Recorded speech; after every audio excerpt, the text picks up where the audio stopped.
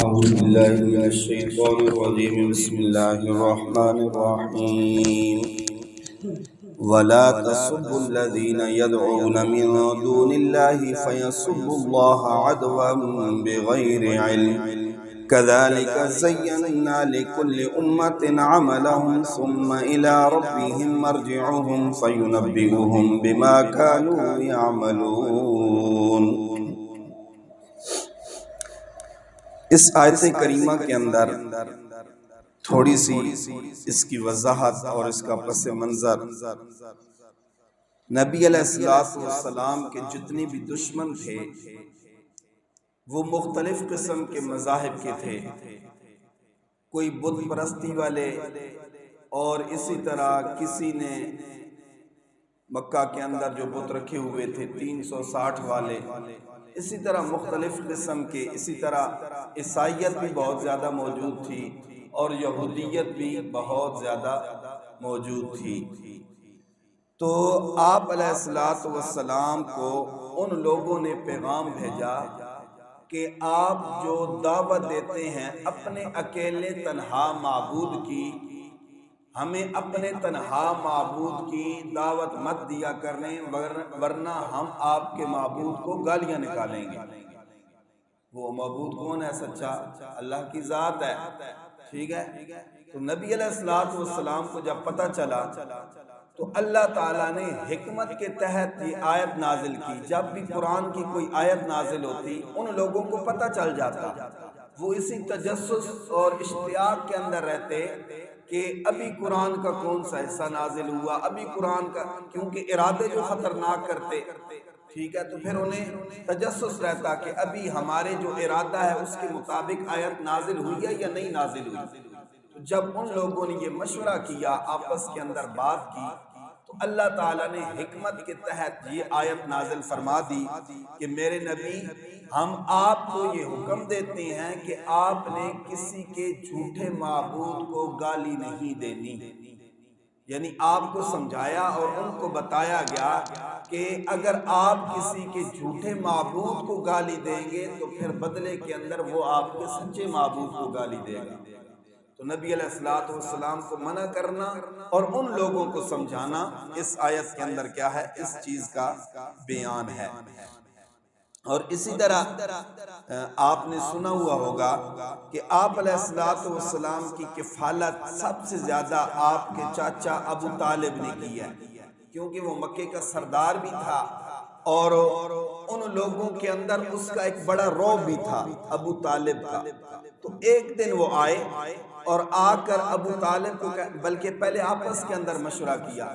کہنے لگے کہ ابھی ابو طالب کی بالکل وفات ہے،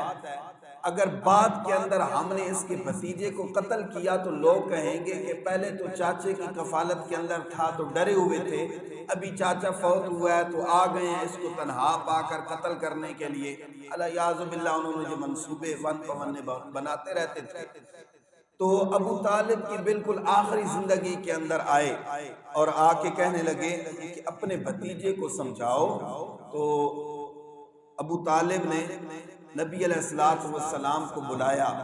اور آ کے کہنے لگا، اے میرا بھتیجا، یہ آپ کے سارے برادری کے لوگ بیٹھے ہیں، تو آپ تھوڑا سا کیا کریں، اپنی بات کو تھوڑا سا نرم گوشے، نرم لہجے کے اندر بیان کیا کریں۔ تو آپ نے فرمایا، میں تو اپنی مرضی سے نہیں بیان کرتا، میں تو دعوت دیتا ہوں اللہ کے حکم کے مطابق، اور جو وہ آیت نازل کرتا ہے اسی لہجے اور اسی لفظ کے اندر، انہی الفاظ کے اندر دعوت دے دیتا ہوں، اس کے اندر میرا کیا قصور ہے؟ تو آپ نے انہیں سمجھایا۔ تو اسی طرح اور بھی چند باتیں ہوئی، انہوں نے آپ کو لالچ دی، شہرت، دولت، پیسہ، یعنی وہ شادی وغیرہ کی۔ تو نبی علیہ السلام نے آگے سے جواب کے اندر فرمایا کہ میں تمہیں جس چیز کی دعوت دیتا ہوں، ابو جہل بھی بیٹھا تھا، کہ اگر میری بات مان لو تو دونوں جہانوں کی سرداری اللہ تمہیں دے دے گا،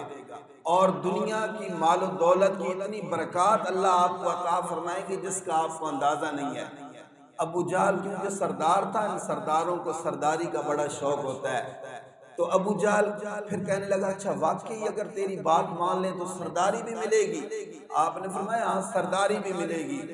تو اس وقت پھر کہنے لگا کہ بات تو سچی ہے، سرداری بھی لے لوں، لیکن یہ بات مان کر سرداری لینی پڑے گی، اس سے بہتر ہے کہ میں بات کو نہیں مانتا۔ تو وہ سمجھتے تھے کہ یہ بات آپ کی سچی ہے، حق بات ہے، لیکن صرف اپنی برادری، اپنی قوم، خواہش قبیلے کے لیے کہ ہمیں یہ لوگ کیا کہیں گے، اس وجہ سے آپ کی بات کو نہیں مانا کرتے تھے۔ سرداری کیوں نہیں کیا تھی، بہت زیادہ حص اس کے اندر موجود تھی۔ اس لیے تو سیرت کی کتابوں کے اندر لکھا ہوا ہے کہ غزوہ بدر کے اندر جب اس ابو جہل کو ان چھوٹے دو بچوں نے گرایا، پھر حضرت عبد الرحمن بن عوف رضی اللہ تعالی عنہ آ گئے کہ یہ چھوٹے بچے ہیں، کہیں ابو جہل اٹھ کر ان کو حملے کے ساتھ قتل نہ کر دے۔ وہ فوراً اوپر سے آئے، جب اس کو قتل کرنے لگے تو کہنے لگا کہ میرے جو سر ہے نا، اس سر کو تھوڑا سا نیچے سے کاٹنا، یوں بالکل کھاڑی کے نیچے سے نہ کاٹنا بلکہ یوں گلے کے نیچے سے کاٹنا، کیونکہ جب میرا سر علیحدہ ہوگا، کیونکہ مسلمان کیا کرتے تھے ہر وجود کے اوپر اس کا سر رکھ دیا کرتے تھے کہ یہ فلاں ہے، یہ فلاں ہے۔ تو وہ کہنے لگا کہ جب باقی برادریوں والے دیکھیں تو انہیں پتہ چلے کہ یہ بڑی گردن والا کوئی بندہ سردار ہے جس کی بڑی گردن ہے۔ اس وقت مرتے ہوئے بھی اسے کیا تھا، اپنی سرداری کا شوق تھا کہ میری لاش کے اوپر بھی یہ ظاہر ہو کہ یہ کسی سردار کی لاش ہے۔ تو اتنے آپ علیہ السلام کی دشمنی کے اندر گزر چکے، تو تفسیر کے اندر لکھا ہوا ہے کہ ان لوگوں نے مشورہ کیا کہ ہم نے کیا کرنا ہے، اب یہ جو ہمیں ہر وقت دعوت دیتا رہتا ہے، ان سرداروں نے یہ مشورہ کیا کہ ہم نے اس کے خدا کو اب گالیاں نکالنی ہیں تاکہ یہ ہماری جان چھوڑے، اور اس مکے والوں کو جو دعوت دیتا ہے ہر وقت مجنون بن کر، اور اسی طرح ہر وقت اس کے دماغ کے اندر یہی فکر رہتی ہے، تو ہم نے تاکہ یہ تنگ ہو، پریشان ہو اور اس دعوت کو کیا کر دے، چھوڑ دے۔ تو اللہ تعالیٰ نے حکمت کے تحت یہ آیتیں نازل کی تاکہ، اور اسی طرح اس ابو جہل کے بارے کے اندر آتا ہے کہ جب آپ علیہ السلام نے دعوت دی تو کعبے کو پکڑ کر اس نے دعا کی، کعبے کو پکڑ کر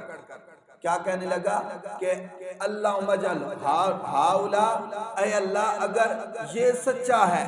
تو پھر ہمارے اوپر آسمانوں سے پتھر برسا دے، اگر ہم جھوٹے ہیں تو ہمارے اوپر آسمانوں سے فَأَمْطِرْ عَلَيْنَا حِجَارَةً مِّنَ السَّمَاءِ أَوْ ائْتِنَا بِعَذَابٍ أَلِيمٍ، یہ ہمارے اوپر کوئی اور عذاب لے آنا اگر یہ تیرا نبی سچا ہے۔ تو اللہ تعالیٰ نے وقتی طور پہ تو اس کو عذاب نہیں دیا، لیکن بعد کے اندر بدر کے اندر اللہ تعالیٰ نے اس کو بڑا ذلت آمیز پھر عذاب دے دیا تھا۔ ان آیات کے اندر اسی طرف اشارہ ہے۔ فرمایا وَلَا تَسُبُّوا الَّذِينَ، اور آپ نے نہیں برا بھلا کہنا، يَدْعُونَ مِن دُونِ اللَّهِ، ان کو چھوڑ کر جو اللہ کے علاوہ عبادت کرتے ہیں، فَيَسُبُّ اللَّهَ عَدْوًا بِغَيْرِ عِلْمٍ، بس وہ بھی پھر اللہ کو گالیاں نکالیں گے دشمنی کی وجہ سے بغیر علم کے، انہیں پتہ نہیں ہے، جاہل ہیں، تو اللہ کو پھر اس جہالت کی وجہ سے کیا کریں گے، گالیاں دیں گے۔ كَذَلِكَ زَيَّنَّا لِكُلِّ أُمَّةٍ عَمَلَهُمْ، اسی طرح مزین کیا گیا تھا ہر امت، ہر جماعت اور ہر فرقے اور ہر گروہ کے لیے آپ سے پہلے عملہم، ان کے عمل کو، یعنی جس طرح ان کا عمل ان کو اچھا لگتا ہے نا،